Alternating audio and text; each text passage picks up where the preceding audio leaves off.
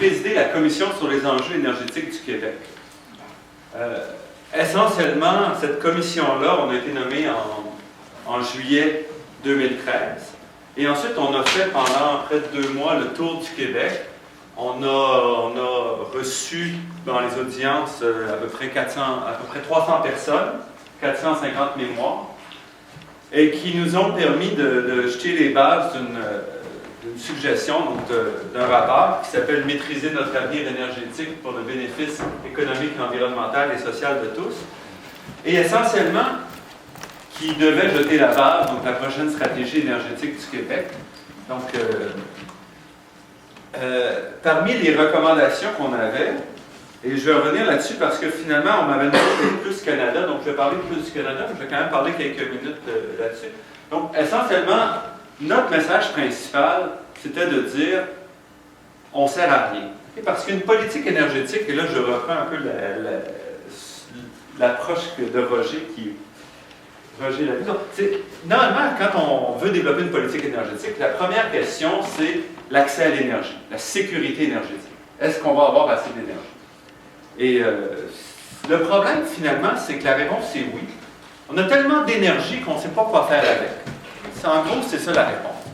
Donc, comme commission sur les enjeux énergétiques du Québec, on n'avait pas grand-chose à faire parce qu'en 3 minutes, on pouvait dire qu'on ne servait à rien, on n'avait pas de raison d'être parce qu'on a du pétrole, on ne sait pas quoi faire avec le pétrole. Je vous rappelle qu'aujourd'hui, le pétrole est à peu près à 60 $ le baril parce qu'on produit beaucoup plus de pétrole qu'on en consomme sur la planète et qu'on a pour encore un petit bout de temps. Le gaz naturel est à un prix plancher en Amérique du Nord parce qu'avec le développement des gaz de schiste, on se retrouve avec des surplus très importants de gaz naturel, à tout le moins une abondance, on ne peut pas dire des surplus, mais une abondance de gaz naturel. Au Québec, on s'est donné le luxe de construire des centrales de production d'électricité en abondance, à tel point qu'aujourd'hui, on a 15 % de surplus d'électricité au Québec dont on ne sait pas quoi faire. 15 %, c'est-à-dire qu'on produit à peu près 200 TWh. Oubliez, TWh, c'est un nombre étrange. Donc, rappelez-vous 200, OK? On en consomme 170 à peu près. Donc, on a 30 à 35 TWh de surplus qu'on exporte en bas de ce que ça nous coûte d'avoir produit cette électricité-là. Donc, on est très riche au Québec. Essentiellement, on est tellement riche qu'on prend notre électricité, qu'on continue à acheter et à produire. L'électricité propre, c'est très bien. Mais sauf que comme on ne sait pas quoi faire avec, on la vend à peu près au tiers de ce que ça nous coûte à l'étranger. Donc, on n'a pas de problème d'approvisionnement au Québec. Le vrai problème, c'est un problème d'utilisation et de maîtrise de l'énergie. On utilise notre énergie de manière un peu cavalière, c'est-à-dire qu'on n'est pas très efficace. On n'utilise pas l'énergie de la manière la plus efficace, même pour le développement économique du Québec. Et je dirais, et il y a toutes sortes de problèmes de gouvernance, dont je n'entrerai pas, je ne vais pas rentrer dedans, mais on a des gros problèmes de gouvernance au niveau québécois. Si c'était seulement dans le cadre de l'énergie, on serait content. Malheureusement, c'est un peu partout. Problème de gouvernance dans le sens qu'on n'est pas capable de faire une gestion basée sur les faits, qu'on appelle des faits probants. Okay? Si vous voulez vous convaincre, je vais juste faire un aparté. On est en train aujourd'hui de revoir un secteur économique au Québec qui vaut plus de 30 milliards de dollars. Okay? On revoit ça en étant assis sur un coin de table, un ministre un matin qui dit « Tiens, on devrait revoir un système de 30 milliards de dollars et on va le faire comme ça, sans aucune analyse, sans aucun but, sans aucun échéancier ni validation des modernités. » Et là, vous savez, c'est en santé, mais c'est un peu représentatif de l'ensemble, incluant ce qui se passe en énergie. Donc, on adresse un peu tout ça dans le rapport, okay? Des structures de gouvernance qu'on propose aussi pour l'énergie. Mais en gros, ce rapport-là a été très mal reçu, en bonne partie parce que justement, on est sorti sur la question de l'électricité et on a dit qu'il faut arrêter de construire des nouvelles centrales électriques, de donner des contrats pour de l'éolien, pour des petites centrales, de peut-être construire la romaine, parce qu'on continue à s'appauvrir en construisant des sources d'approvisionnement d'énergie dont on n'a pas besoin. Et ça, pour le moment, le gouvernement est incapable d'accepter cette réalité-là. Okay? La ministre, une fois qu'elle est devenue ministre, mais ça c'est une autre question, elle m'a dit je ne veux pas accepter la prémisse qu'on n'a pas besoin d'énergie, qu'on n'a pas besoin de plus d'électricité. Ça fait 12 ans qu'on n'a pas augmenté notre consommation d'électricité au Québec. 12 ans. Partout dans le monde occidental, on a atteint un plateau dans la consommation énergétique. Donc, mais bon, on ne peut pas accepter cette prémisse-là. Alors, c'est là où on en est. Donc, je pourrais revenir là-dessus. Mais juste pour vous montrer que les problèmes, ce n'est pas toujours des questions de ne pas avoir de solution. Ce n'est pas être capable de les accepter, ces solutions-là. Je vais faire un petit peu de publicité avant de passer maintenant au vif du sujet. Donc, j'anime une émission de vulgarisation scientifique à la radio.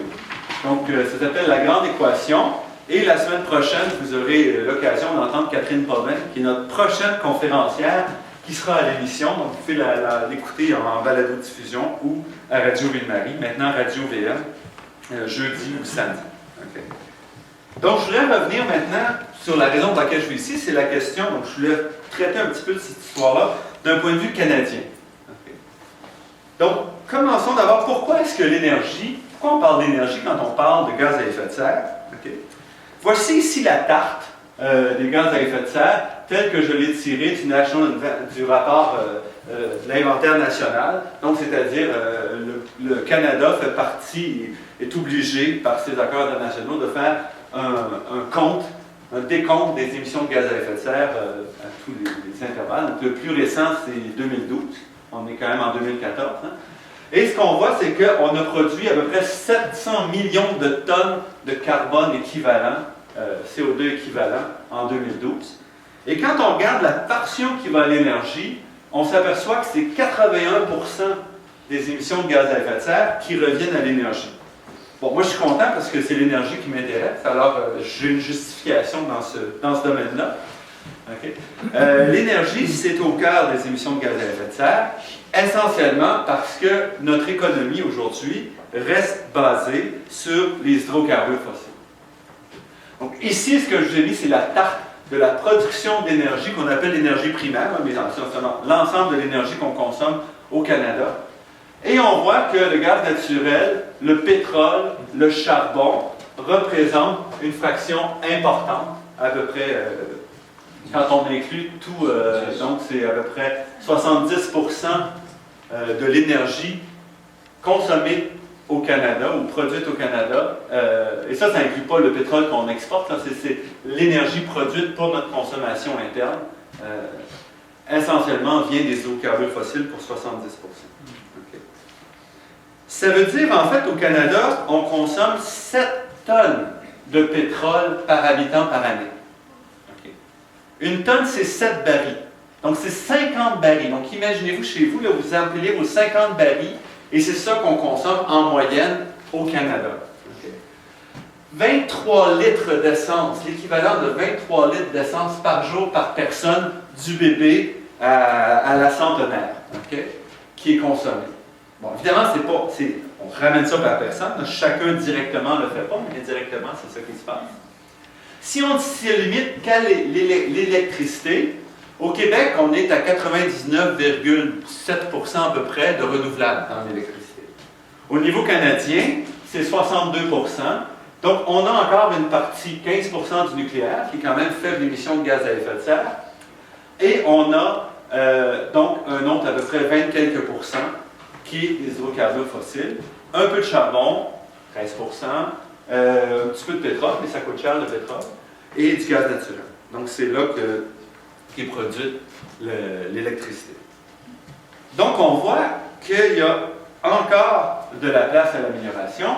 Si on regarde le transport, ce que j'aime bien, donc quand on regarde le transport, on voit que la tarte est assez facile à tracer. Grosso modo, c'est 100% de pétrole, plus un quelques pourcents de gaz naturel, et plus 1% d'hydro-renouvelable, et encore, on est généreux quand on met 1%. Par exemple, le métro de Montréal, qui transporte quelque chose comme 15 ou 20% de l'ensemble des gens transportés chaque jour pour aller au travail, représente 0,2% de toute l'énergie dans le transport au Québec. Donc, vous voyez que quand on passe à l'électricité, on peut être hyper efficace, mais on est très, très peu présent en électricité dans le secteur du transport. Donc voici juste pour vous donner quelques images. Je ne veux pas vous bombarder de chiffres, donc ça c'est à peu près pas à peu près les derniers chiffres, mais je veux après ça passer à des trucs plus généraux. Mais maintenant, où sont donc les émissions de gaz à effet de serre? Parce que je vous ai un peu mêlé tout ça en vous présentant différentes tartes de production de type d'énergie. Si on regarde ici, où sont les émissions dans le secteur de l'énergie? Le transport gagne la palme. Plus du tiers de toutes les émissions de gaz à effet de serre de l'énergie sont dans le transport, 35%. La production et la transformation des combustibles fossiles, 27%. Le chauffage, que ce soit résidentiel et commercial, c'est 16%. En fait, 12%. La production d'électricité, 16%. Puis les émissions fugitives, donc tout ce qui se perd ici et là, c'est quand même 11%. Je pense que quand on voit cette tarte-là, premièrement, pour moi, le premier constat que je fais quand je regarde ça, c'est qu'il faut arrêter de taper sur les sables bitumineux. Que les sables bitumineux servent de paravent à une inaction qui est assez remarquable. Les sables bitumineux, c'est 27% en fait de sables bitumineux et l'entièreté des productions d'énergie au Canada, c'est 27%. Okay? C'est pas 100%. Il y a encore 73% seulement dans le secteur énergétique qui n'est pas des sables bitumineux. Et je dirais un des problèmes, à mon avis, depuis quelques années, c'est qu'en ciblant tellement les sables bitumineux, puis en démonisant tellement les sables bitumineux, on a oublié qu'il y avait encore 77% de production de gaz à effet de serre ailleurs qu'on pouvait directement, auquel on pouvait faire face sans affronter directement le pétrole. Et je dirais qu'il y a beaucoup d'industries et d'autres producteurs de gaz à effet de serre qui sont très contents que tout le monde ne pense qu'aux sables bitumineux. Par exemple, si on ne considère que l'Alberta, son électricité, c'est en bonne partie au charbon. Là, vous pouvez penser que l'industrie du charbon est très contente qu'on ne parle pas d'elle puis qu'on parle des sables bitumineux. Okay? Et pour moi, on a ici un faux pas majeur en ciblant tellement les sables bitumineux qu'on oublie qu'on peut faire d'autres choses. Le transport, ça n'a rien à voir avec les sables bitumineux. La chaleur, l'utilisation de gaz naturel, de mazout pour le chauffage résidentiel, commercial, institutionnel, ça n'a rien à voir avec les sables bitumineux. Et ce sont des endroits où on peut agir. Okay? Donc, je pense que quand on voit cette tarte-là, c'est un rappel qu'il n'y a pas de raison de ne pas agir, même si on veut protéger l'industrie des sables bitumineux. Donc, quel est le défi quand on veut faire dans un contexte de gaz à effet de serre? Donc, je veux revenir un petit peu. La diminution des émissions de gaz à effet de serre ne peut se faire que par une transformation profonde de la société. Et c'est pas moi qui le dis, c'est ce qui se passe présentement. Il vous suffit d'aller voir ce qui se passe en Allemagne, ce qui se passe en Suède, ce qui se passe au Danemark, pour voir que ce projet-là est vu comme un projet de société qui est un levier pour une amélioration générale de la qualité de vie. C'est comme ça que c'est passé aussi. Donc, utilisons ce genre de transformation-là pour aller plus large. Et il est important de comprendre qu'il y a différentes approches. Si on regarde l'approche suédoise versus l'approche allemande, il y a des différences profondes entre ces approches-là. Donc, il n'y a pas qu'un seul modèle de solution. Ce que je voudrais donc parler, c'est un petit peu revenir avant sur l'évolution de l'énergie, comparaison avec d'autres pays, et comment est-ce qu'on relie ça à la qualité de vie, au développement économique. Et ensuite, je veux revenir sur des solutions plus canadiennes. Donc, voici ici l'évolution de la consommation d'énergie sur la planète. Donc, en gros, depuis à peu près 150 ans, on a vu une explosion de la demande et de la consommation d'énergie. Si on regarde seulement au cours des dernières années, on voit qu'on a une croissance importante. Et la croissance, ce n'est pas nécessairement là où on l'imagine. La plus grande croissance de la consommation d'énergie, de la source d'énergie qui a cru le plus vite depuis 10 ans, c'est le charbon. Okay?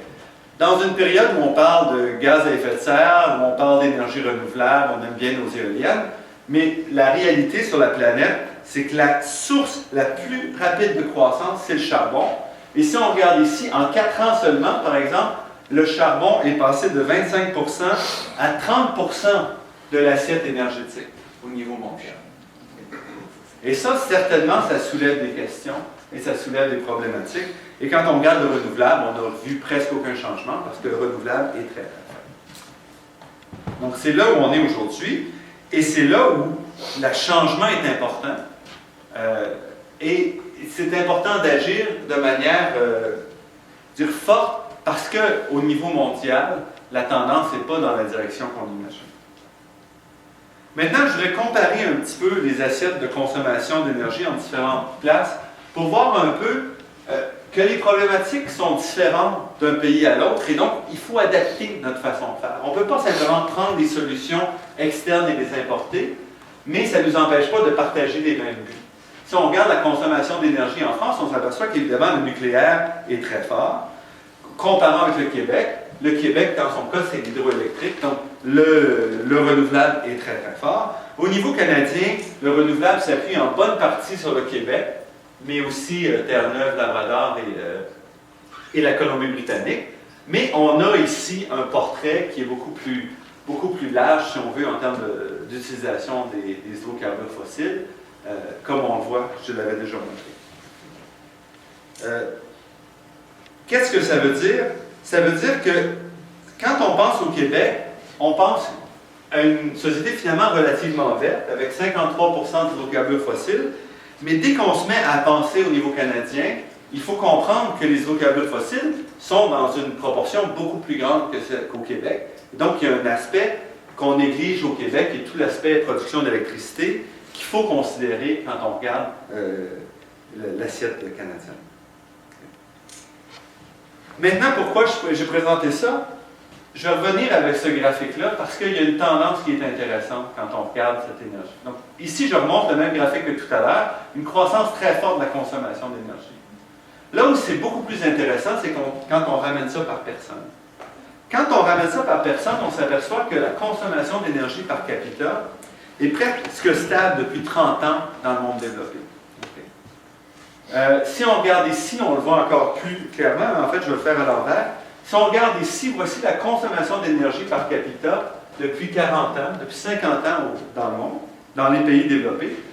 Ce qu'on voit, c'est qu'en gros, parmi tous ces pays-là, on a eu une stabilisation de la consommation d'énergie par capita il y a à peu près 40 ans, au milieu des années 70.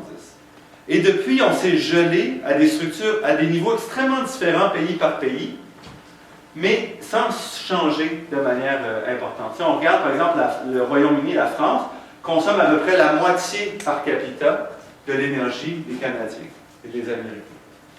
La Suède, la Finlande, la Norvège sont entre les deux à peu près, donc autour de 5 à 5 000. Ça, c'est des tonnes. En fait, c'est 5 tonnes, hein, mais c'est des kilos que j'ai mis là, donc autour de 5,5 tonnes par habitant. Qu'est-ce que ça veut dire, ça, dans le défi qui nous préoccupe? Le défi qui nous préoccupe montre qu'en fait, depuis 40 ans, la consommation par habitant n'a pas changé dans la plupart des pays développés. Donc, on est arrivé à un niveau. Et ce qui est important, je pense, c'est le cas de la Suède. La Suède qui est en rouge, la ligne rouge, OK? La Suède, en 1992 et aujourd'hui, a diminué de 50% ses émissions de gaz à effet de serre, de 50% sans toucher d'un iota à sa consommation totale d'énergie par habitant. Et je pense que si on veut cibler la réduction des gaz à effet de serre, c'est dans cette optique-là qu'on doit viser. Il n'y a aucun pays dans le monde qui a réussi à diminuer sa consommation nette d'énergie dans les pays développés. Donc, c'est un défi très important, puis je dirais qu'il faut éviter de mélanger les défis. Et le premier défi, si on veut penser gaz à effet de serre, il faut penser à essentiellement viser une réduction des émissions de gaz à effet de serre à énergie constante. À tout le moins, énergie efficace constante, c'est-à-dire ce qu'on appelle l'énergie secondaire. Je ne veux pas rentrer dans les détails, à un moment donné, ça va être bien compliqué. Mais grosso modo, il faut éviter de confondre les sujets et de dire on s'en va tous vers l'austérité énergétique. Ce qu'il faut, c'est une énergie plus propre, mieux utilisée, mais il ne faut pas non plus dire on doit diminuer nos consommations de manière significative, parce qu'en fait, chaque fois qu'on a ciblé la réduction d'énergie pour arriver à notre fin, on a échoué. Il y a eu, à travers le monde, de nombreux programmes de réduction des consommations d'énergie dans les pays développés, avec essentiellement très très peu de succès. Donc, ce n'est pas là qu'il faut aller quand on veut développer les réductions de gaz à effet de serre. Il faut simplement dire c'est ça notre cible. Okay. Donc, comment est-ce qu'on peut réduire nos émissions de gaz à effet de serre? Il faut d'abord mettre un coût sur le CO2. Okay? Donc, tant qu'on n'a pas dit c'est un coût environnemental, cette affaire-là, il faut qu'on l'assume si on l'utilise. On ne peut pas comparer correctement et changer nos habitudes. À la fin, c'est l'argent qui détermine nos habitudes. Okay? Donc, il faut absolument le faire, que ce soit par un marché du carbone, une bourse de carbone, une taxe de carbone.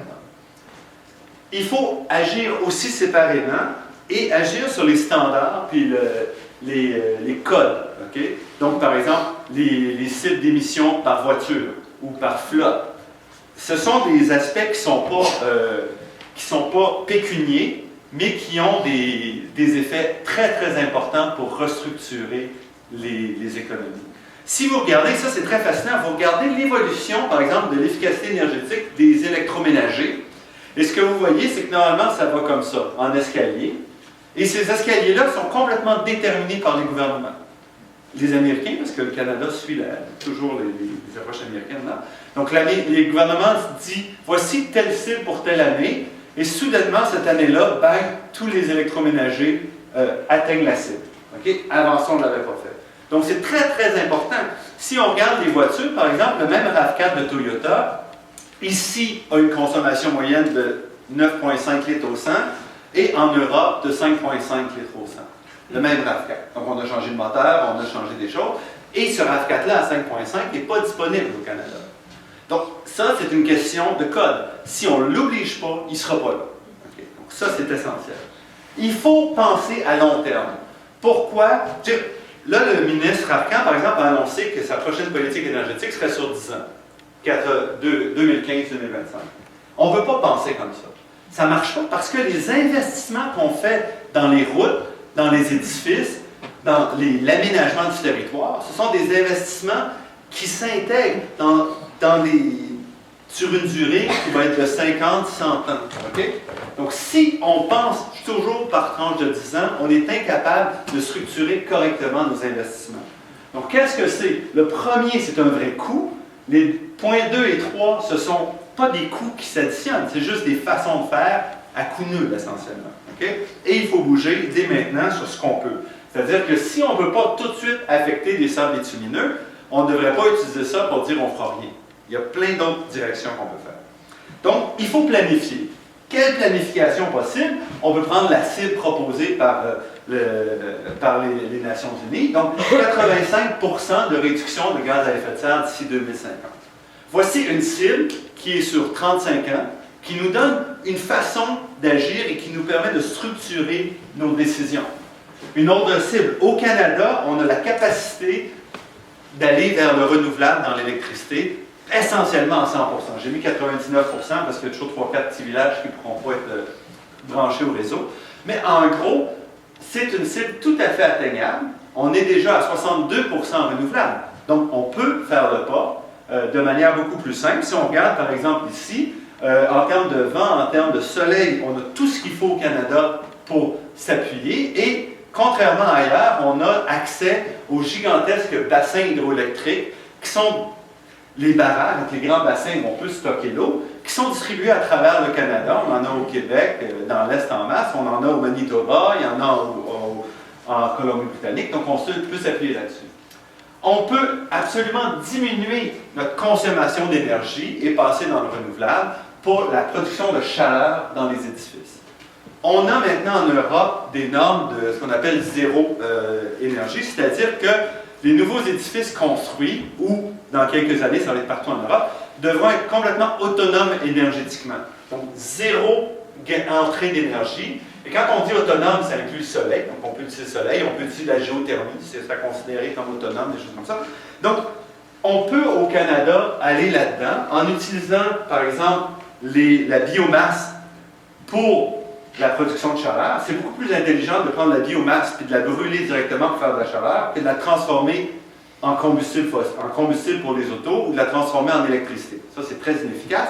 Nous, on a en masse de paille dans l'ouest du pays. On a de la biomasse forestière. Donc, ça, c'est quelque chose qui est faisable sur un échéancier raisonnable.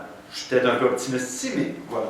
Et ensuite, on peut réduire directement l'énergie nécessaire pour la production, l'extraction de ressources. Okay? Et comment est-ce qu'on peut faire ça?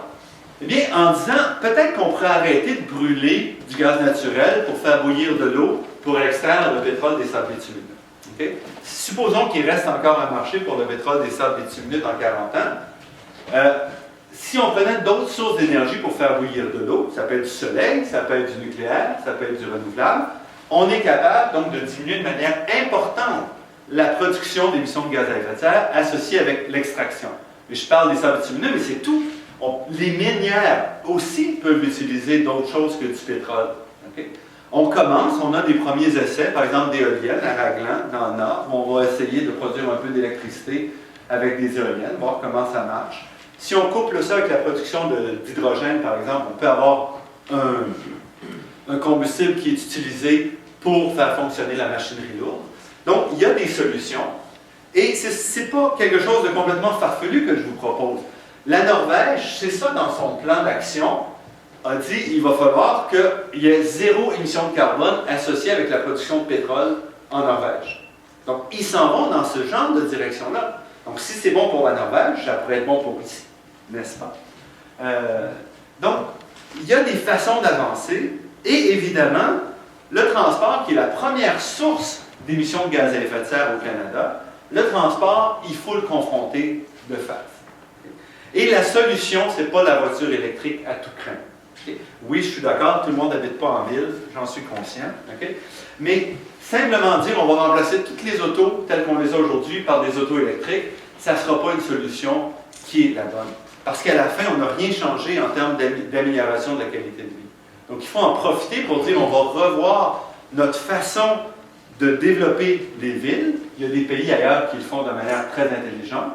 On va développer de nouvelles sources d'énergie, on va développer de nouvelles sources de transport, de nouvelles façons de faire du transport. Okay?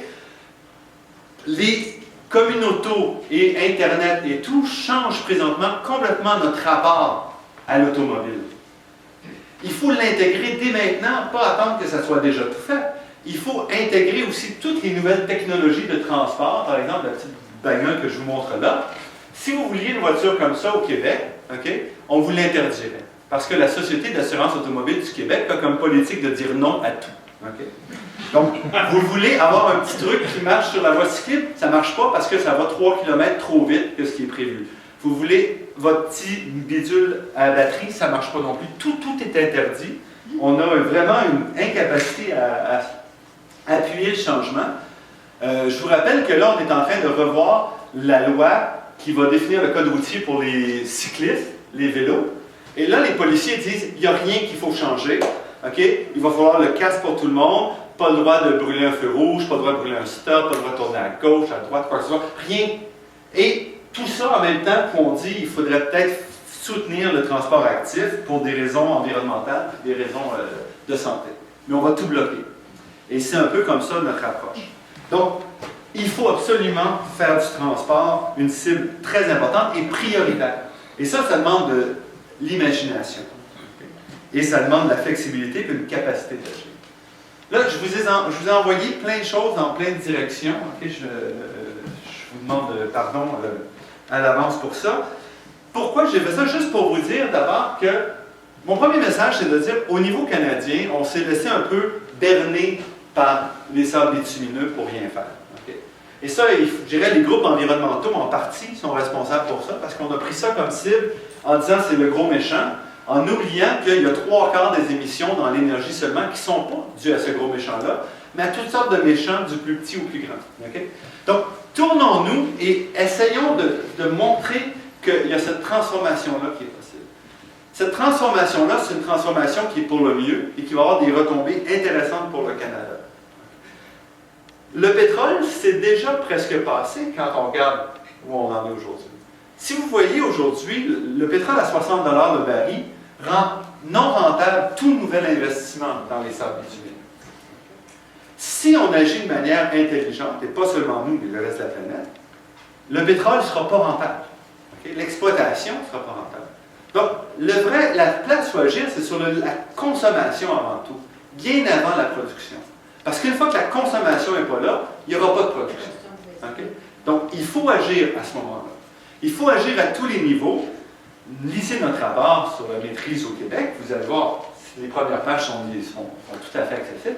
Il y a des façons de faire pour transformer une société comme le Québec qui a l'avantage d'avoir éliminé complètement les hydrocarbures fossiles dans l'électricité.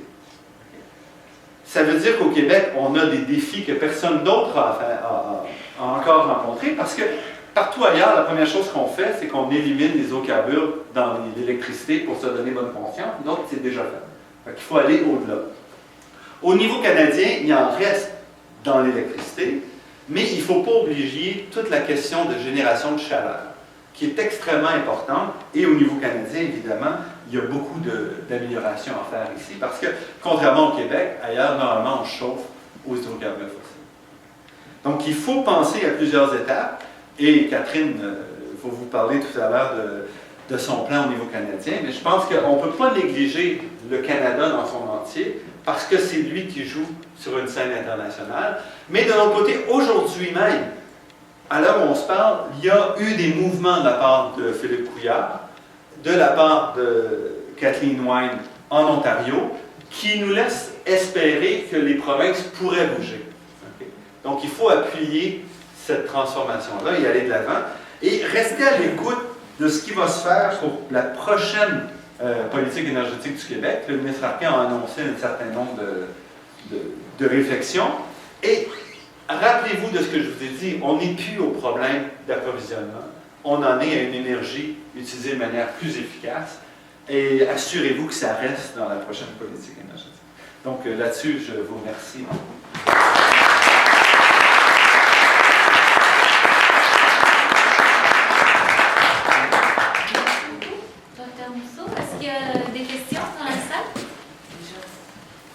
Je voudrais juste réagir par rapport à vos discours sur les sables bitumineux. Je l'entends bien, mais il y a des choses qui me choquent quand même dans vos propos. Déjà parce que vous, dans la tarte où vous montriez que ça représentait que 27%, c'est aussi une source d'énergie qui existe seulement depuis quelques années. Donc c'est quand même assez prodigieux comme expression. On peut dire que les sables bitumineux, ça fait combien de temps qu'ils sont exploités? Ça fait un peu plus de 6 ans. À proprement parler. Vous comparez ça par rapport au charbon. Le charbon, oui, ok, mais c'est juste que si vous prenez la part de sa bitumineux dans tout ce qui est pétrole, c'est énorme et ça monte quand même très rapidement.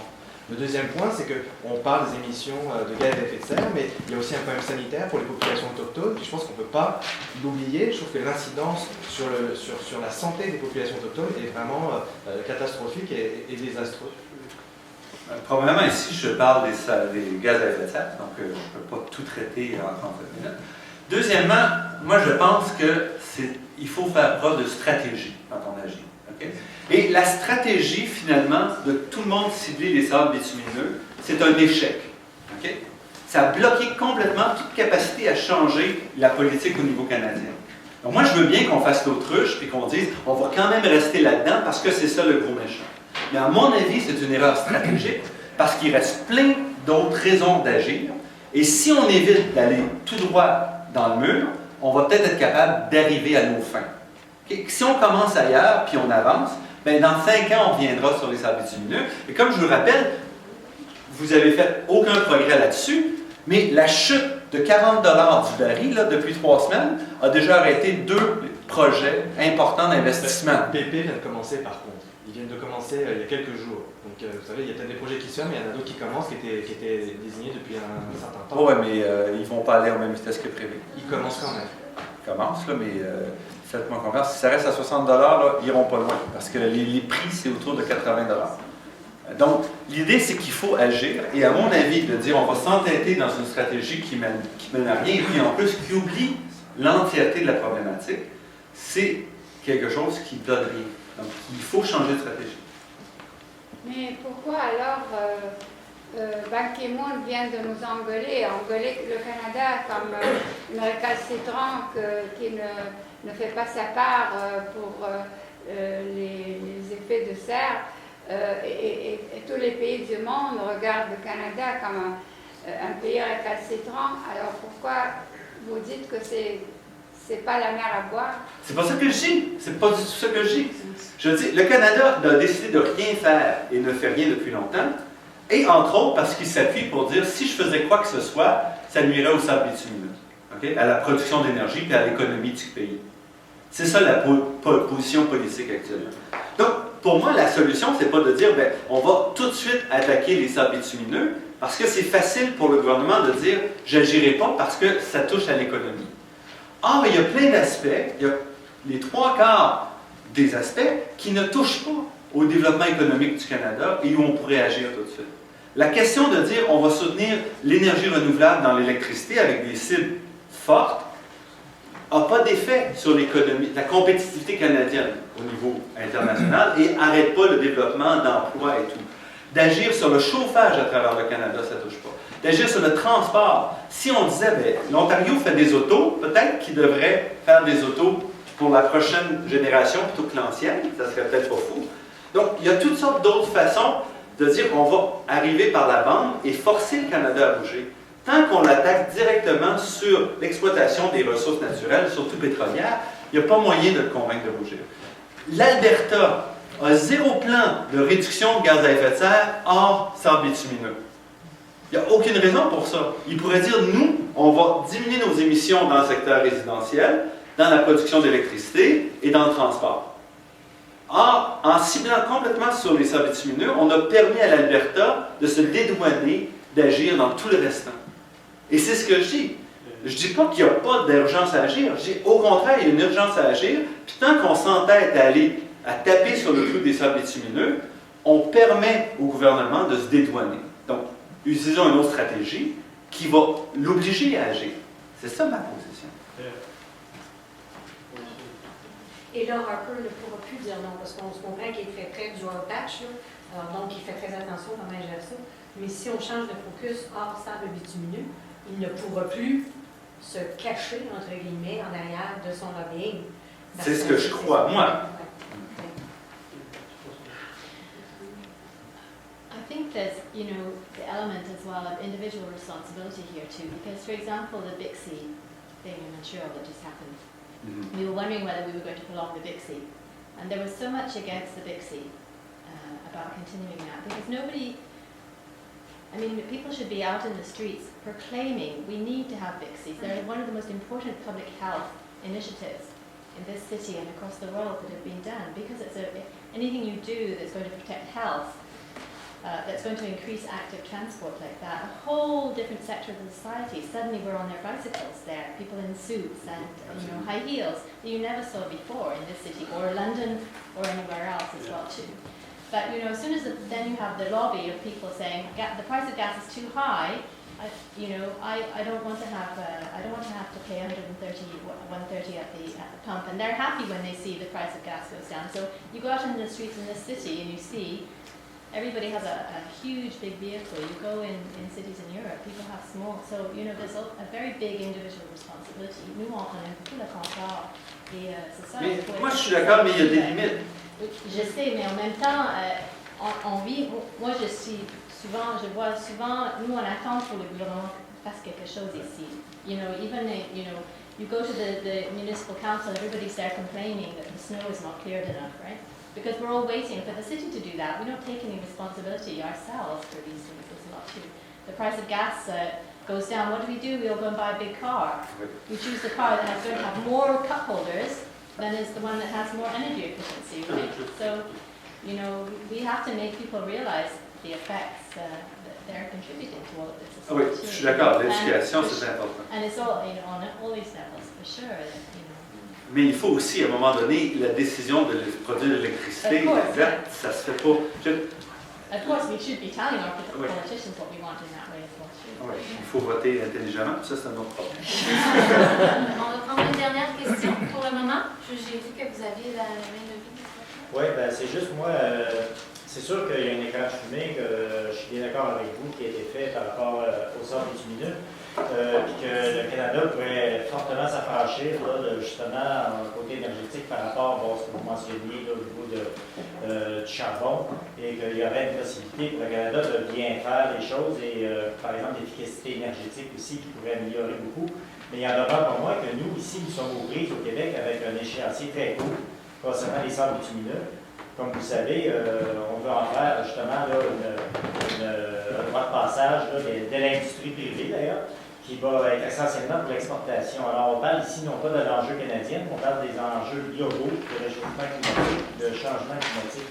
Et dans cette perspective-là, je me demandais, moi, comment on peut concilier à la fois le changement peut-être le changement au niveau canadien là, de cette perspective-là, d'aller à la fois vers une efficacité énergétique dans le sens d'améliorer notre bilan global, mais en même temps aussi de freiner, parce que l'urgence, c'est tout de même les sables bitumineux. En ce qui nous concerne ici, ça va tout de même traverser 700 km de territoire, c'est 4600 km en tout de trajet de l'éoduc, c'est 6 provinces de toucher, c'est énorme, c'est 12 milliards de dollars de projet, c'est considérable, c'est un des plus gros projets qui s'est jamais fait là, en termes de l'histoire même nord-américaine.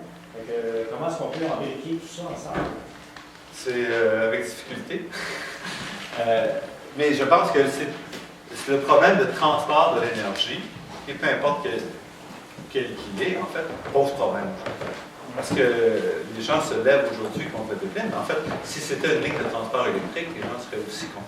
Donc, il y a un problème, je dirais, en général, on ne peut plus faire ce genre de projet-là, de grandes infrastructures, sans s'assurer que c'est en appui des populations.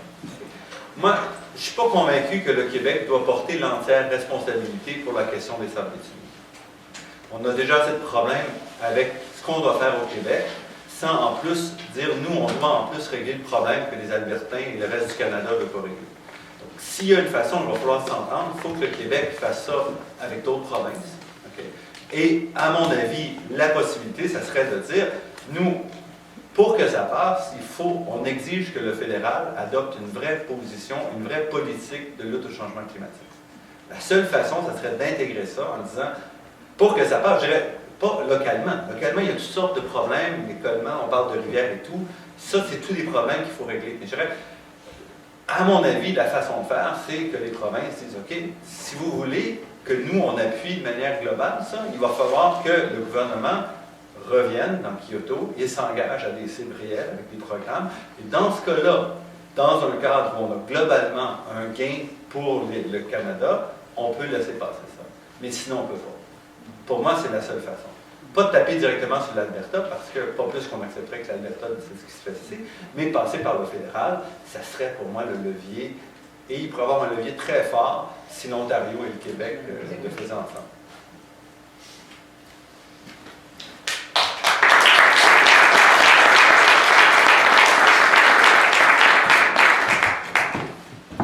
Merci beaucoup, Dr. Mousseau. Comme on l'a dit plusieurs fois, mais on va avoir le temps de discuter, de poser des questions à la fin de la présentation de la présentatrice. It's my pleasure to introduce Kathleen Potvin. She's a professor here at McGill University and the Canada Research